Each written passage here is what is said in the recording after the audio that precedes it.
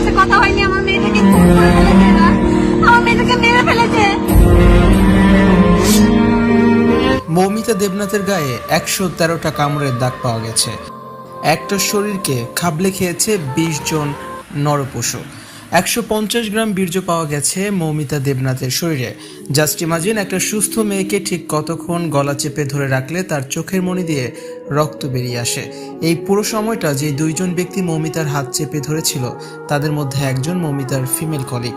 I repeat, মৌমিতার female colleague. চোখ দিয়ে রক্ত বেরিয়ে আসার আগ মুহূর্ত পর্যন্ত মৌমিতা নিশ্চয়ই এই ফিমেল কলিগের দিকে তাকিয়েছিল। চোখের ভাষায় বারবার বোঝানোর চেষ্টা করেছিল, আমাকে বাঁচাও, তুমিও তো একটা মেয়ে। ডিউটিরত অবস্থায় এমন নির্মমভাবে ধর্ষণ করে হত্যা করা হয় মৌমিতা দেবনাথকে। এমন নৃশংস ধর্ষণ হত্যাকাণ্ডকে আত্মহত্যা বলে চালিয়ে দেওয়ার সর্বোত্তক চেষ্টা করেছে RG Kar medical college. RG Kar medical কলেজের শিক্ষার্থী মৌমিতা দেবনাথ, তার বয়স ছিল 31 বছর। ওই কলেজে ধর্ষণ করে হত্যা করা হয়েছে মৌমিতা দেবনাথকে।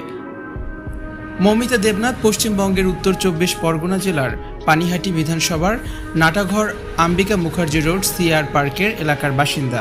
জানা গেছে, গত শুক্রবার 9 August Kolkata RG Kar medical college হাসপাতালের ভেতরে মৌমিতাকে নগ্ন রক্তাক্ত অবস্থায় পড়ে থাকতে দেখে তার সহপাঠীরা। সঙ্গে সঙ্গে তারা হাসপাতালের সুপার ও হাসপাতালের আউটপোস্টের পুলিশকে খবর দেয়। এই ঘটনার পরপরই হাসপাতালের চত্বরে চাঞ্চল্য ছড়িয়ে পড়ে। আরজিকর মেডিকেল কলেজে স্নাতকোত্তর 2য় বর্ষের শিক্ষার্থী ছিলেন মৌমিতা। গত বৃহস্পতিবার 8 আগস্ট রাত 2টা পর্যন্ত ডিউটি করেন মৌমিতা দেবনাথ। পরে কর্মরত আরও 2 জুনিয়র ডাক্তারের সঙ্গে খাওয়া দাওয়া সেরে পড়াশোনার জন্য সেমিনারে চলে যান তিনি। শুক্রবার 9 আগস্ট দুপুরে আরজিকর মেডিকেল কলেজ হাসপাতালের সেমিনার হল থেকেই মৌমিতা দেবনাথের নিথর রক্তাক্ত মরদেহ উদ্ধার করা হয়। ময়নাতদন্তের প্রাথমিক রিপোর্টে বলা হয়েছে, এই ঘটনা ঘটেছে রাত 3টা থেকে ভোর 6টার মধ্যে। মৌমিতার গলার ডান দিকের একটি হাড় ভাঙা রয়েছে বলে জানা গেছে। সাধারণত শ্বাসরোধ করার চেষ্টা করা হলে এভাবে হাড় ভাঙার ঘটনা ঘটে। মৌমিতা দেবনাথের শরীরে 20 জন পুরুষের সিমেন্ট পাওয়া গেছে। তার চোখের মণি দিয়ে রক্ত পড়েছে। সাধারণ ছাত্রছাত্রীরা রাস্তায় নেমে এসেছে, বিক্ষোভ করছে মৌমিতার বিচারের দাবিতে।